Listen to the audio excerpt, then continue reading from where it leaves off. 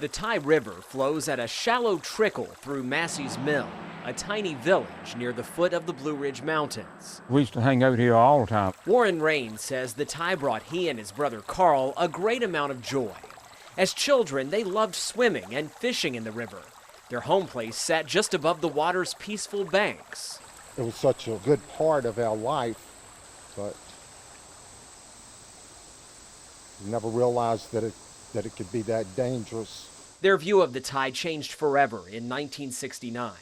Carl kept a diary that year. March the 31st, 1969, Warren and I went fishing this afternoon at the river, and he caught a brook trout. It was a time of innocence, evidenced by this photograph of the Raines having a picnic. Carl is sitting on the table in the top left. Warren is on the far right. That outing at Humpback Rocks along the Blue Ridge Parkway happened August 10th, 1969. It was the last time the Raines would ever be together as a family. Went from a childhood to adulthood, pretty much so, in one night. That night was August 20th. A phone call woke them up around 2 a.m. In our mother and father's bedroom, he had a phone by his bed, and we were all upstairs, the family. We get up and run to the bedroom. Who's calling at 2 o'clock in the morning? It was a neighbor calling to warn them that their small community was filling up with water. Heavy rain had been falling for hours, and the Ty River was out of its banks. We could look out the window, and we could see people were leaving Massey's Mill, and we could actually see that the water maybe around our home was maybe, 6 to 8 inches deep. They decided to leave, piling into their 68 Ford Ranch station wagon similar to this one. We'd backed out of the driveway and just passed the house when the motor flooded out. By that time, Route 56, which ran in front of their house, was under about a foot of water. The water went up real quick because it was like a tidal wave. Stuck outside at that point, they tried to follow the highway and walk to safety. Thought we had enough time to perhaps get down there and get, to a higher spot than what we were in. My father was carrying a little 9-year-old brother, and my mother started carrying my little 7-year-old sister, and our 18-year-old sister hung on to our mother. At that point, the water was so deep and it had gotten so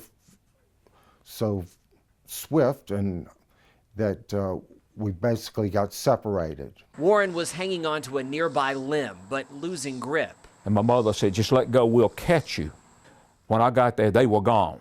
They already washed them away. It was the last contact that I had with them.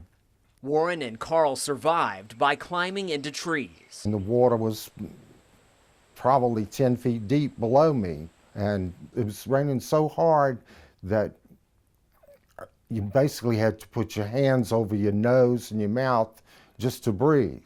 There was cattle floating by, logs, automobiles, and it even had an entire house float by. Warren and Carl stayed in their trees, cold and drenched with rain, until daybreak. When daylight came, somebody hollered to me, "Warren, do you know who I am?" And I said, "No, I don't know who you are." And he said, "I'm Carl, your brother." Warren says he didn't recognize his brother because he was in shock. A short time later, he says 3 men in a boat floated through this area and rescued them, taking them to a nearby house for shelter and rest. We laid down and rested for just a few minutes, and we said, "Nah, we got to get up. We got to go find the rest of the family." That didn't happen. Their father, Carl Sr., mother Shirley, and siblings Johanna, Ginger, and Sandy all washed away. Their bodies were found days later. It took nearly 2 weeks to find their youngest sister, Ginger. She had floated almost 20 miles away. If she had floated another 2 miles, she would have ended up in the James River, and we would have never found her. Some who drowned in Nelson County that night were never found, but the Raines were all located. Carl and Warren, just 14 and 16 at the time, buried their parents, brother, and sisters in the cemetery of their family church. We had become orphans just overnight. The brothers' story beyond that night is complicated and filled with changes. They went to live with friends of their family. Warren even spent time at a military school.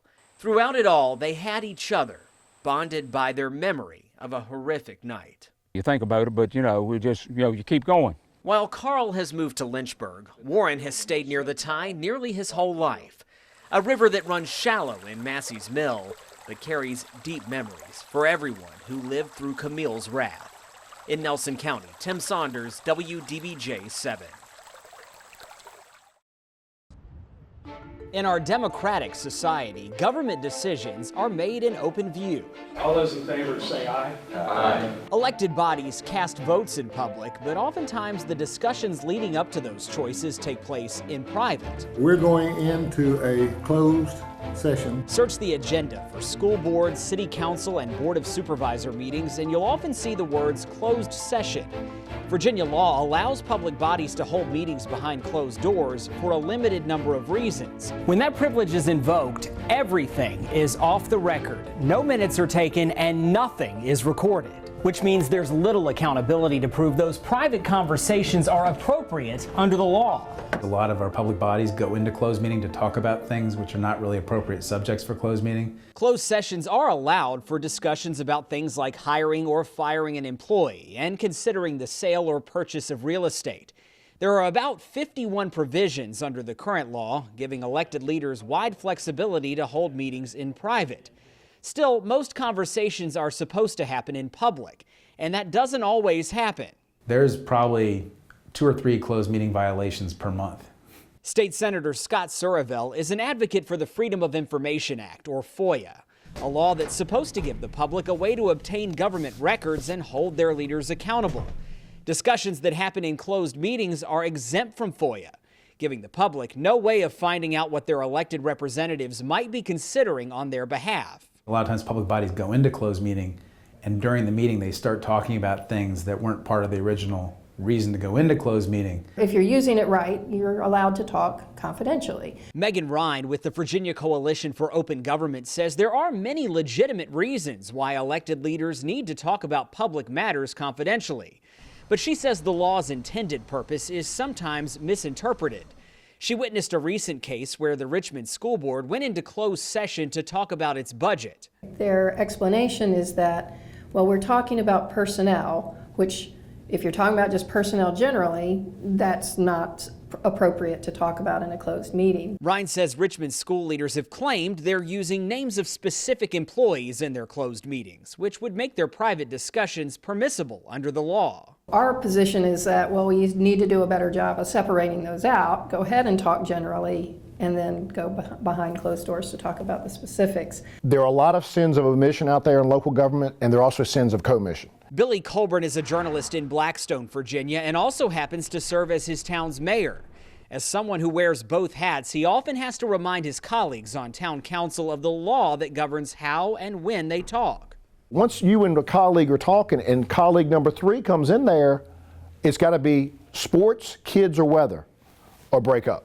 While some closed meeting violations are accidental, Colburn says some elected leaders are violating the law deliberately. It's deceit, it's dishonest. These people in government, even the rookie politicians, they know what's right and what's wrong. In this year's General Assembly session, lawmakers passed legislation to impose a $1,000 fine for any governing body in Virginia that violates the closed meeting rules.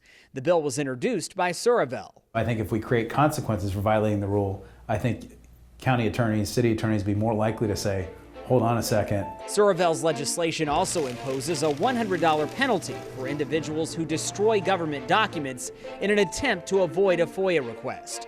He and other FOIA advocates say adding more accountability to open records laws will lead to more transparency. You're not going to change behavior until you put fear of, violating. You need more fear among employees and public officials. Keeping the public's business public. Tim Saunders, WDBJ 7. Crashes like this are what many of us think of when we hear the name Insurance Institute for Highway Safety. The nonprofit, funded by automotive insurance companies, wrecks vehicles at a facility near Charlottesville to learn how drivers might be impacted by a variety of accidents. The research we do here has a direct impact on safety on the roads today. Their research isn't just limited to crash tests. Some of their work involves helping drivers avoid crashes altogether. Over the last few years, we've seen a lot more of the systems that help prevent drivers from getting in crashes in the first place. David Ayler is manager of the IIHS Active Safety Testing Program, which researches features on new cars that are designed to prevent collisions. In the last 10 years, many automakers have introduced technology that can see objects in front of or behind a car and automatically stop the vehicle. You're going to drive at our target down there at about 15 miles an hour. I tried out the features on the Insurance Institute's test track. So I don't do anything. I just let the car head toward the target. Yep. As we drove toward an object at a low speed, our vehicle applied the brakes seconds before impact. Interesting. Other safety features are designed to keep drivers from veering into other moving vehicles or leaving the road. So now I'm in what they call auto steer. Technology like this lane assist feature on the Tesla Model S can read markings on the pavement and partially steer the car to prevent drivers from leaving their intended path. Now this is designed to assist the driver. This is not technology that's supposed to be used to drive the car itself. Absolutely. So this will, follow other vehicles, and it will maintain your position in the lane, but it's not a replacement for an actual driver. Some lane assist technology will apply the car's brakes if the driver starts to drift. Features like this are common right now on high-end luxury cars. So this is about a $100,000 car. This is not something most of us could afford. Is this technology available on cars that are more affordable? Yeah, so we're starting to see lane assist technology on more mainstream models. Many vehicles can set off an alarm when the car veers out of its lane, but it's up to the driver to steer back into place. Ayler says features like automatic braking to prevent front-end crashes will become common on a wide selection of vehicles within the next 5 years. There's a voluntary commitment by most of the manufacturers that it will be standard by 2022. Also becoming widely available are these lights, appearing in rear-view mirrors to alert drivers when a vehicle is in their blind spot. They help you detect if there's a vehicle in your blind spot and will warn you if you try to change the lane. Adaptive cruise control features use sensors to maintain speed and automatically slow down when necessary to keep cars a safe distance away from other vehicles. Dynamic headlights can pivot as drivers navigate winding roads. And many cars now come equipped with backup cameras and sensors that alert drivers to surrounding objects and, in some cases, stop the car to avoid a collision. We're seeing more of these systems available on cars. That's thanks, at least in part, to the testing that happens at the IIHS. Automakers value the ratings assigned by the agency and want to receive high marks for their safety features. Because we rate them and we evaluate them, we started to see them becoming optional on more vehicles. Since the introduction of crash avoidance technology, researchers at the IIHS say they've noticed a decline in certain types of fender benders. When we look at police-reported crashes, we're seeing about a reduction of 50% in front-to-rear crashes, creating safer conditions on the road. And for the Insurance Institute's researchers, they hope it will lead to fewer crashes like the ones they so often evaluate. In Greene County, Tim Saunders, WDBJ 7.